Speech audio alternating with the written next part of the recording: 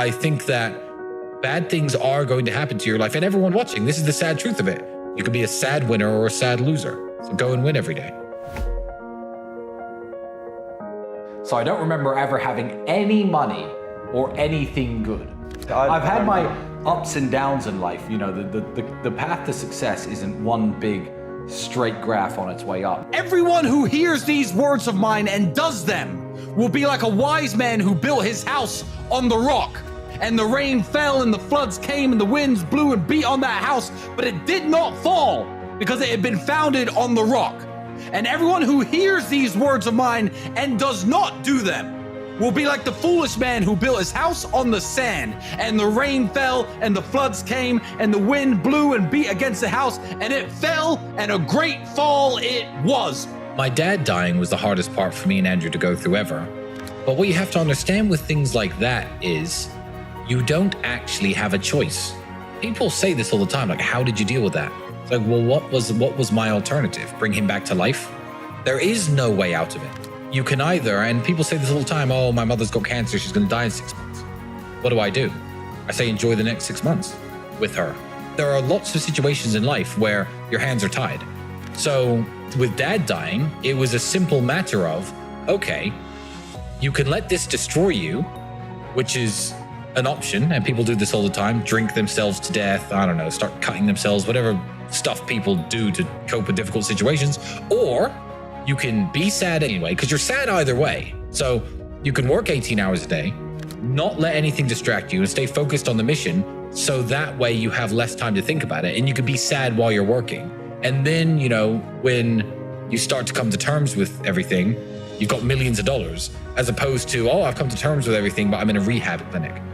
But there was a year, the year when I was living in that flat in Dunstable, when I couldn't afford the electricity.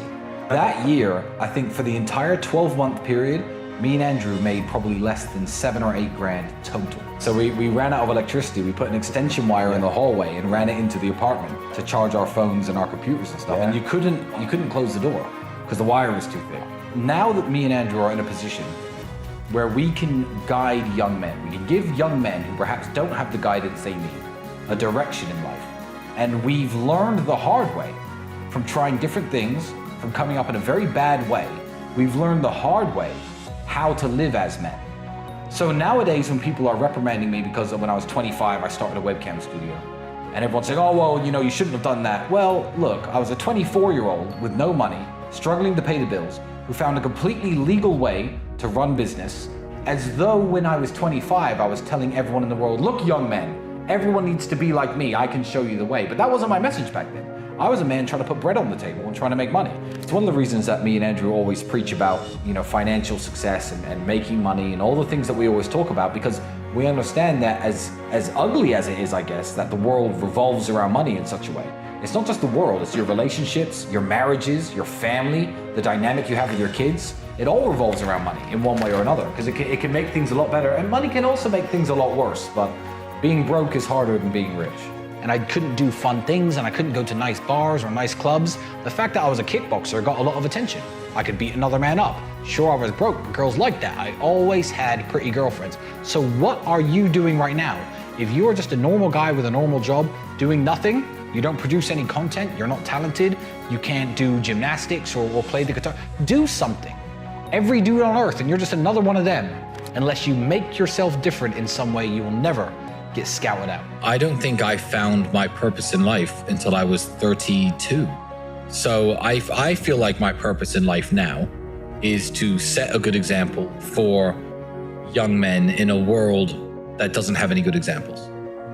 I don't think everyone is going to reach that level of enlightenment with their mission. And I don't think everyone should, because when I was 28 and when I was 29, I was very happy. I was perfectly happy having not found what my purpose in life is. And you know what? I may think I know my purpose in life now. When I'm 40, I may realize it was actually something else and find something else.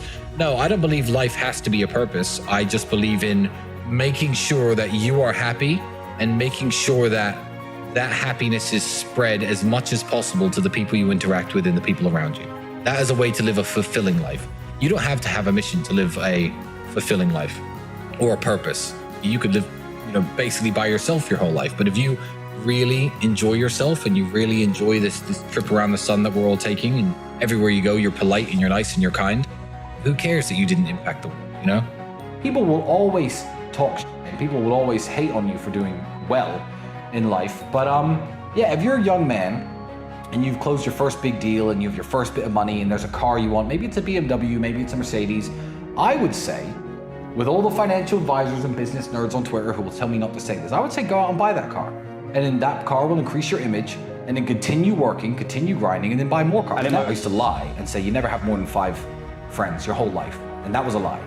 Because what you have to understand is you're walking through the world hoping to meet these friends by random. By random chance, you're going to run into a guy with the same values as you, the same mission as you, the same mindset as you, the same goals as you, who's aligned in every way. You're not going to meet those people walking through the world.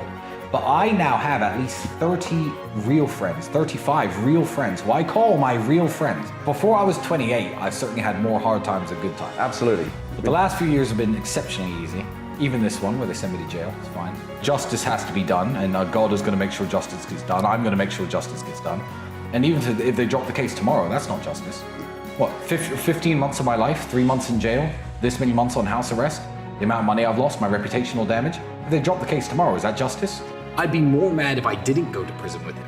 I'd feel like, I've taken all the good from being associated with Andrew, and, he builds me up and I build him up. And for him to be sitting in jail without me, it would just feel wrong. So I'm not even mad about it. I'm the opposite of mad about it. I'm glad they roped me in with it. I'm glad they said guilty by association. I'm glad they throw me in jail with him. And if they frame him for real and send him back, they better send me back too, or I'll break myself in.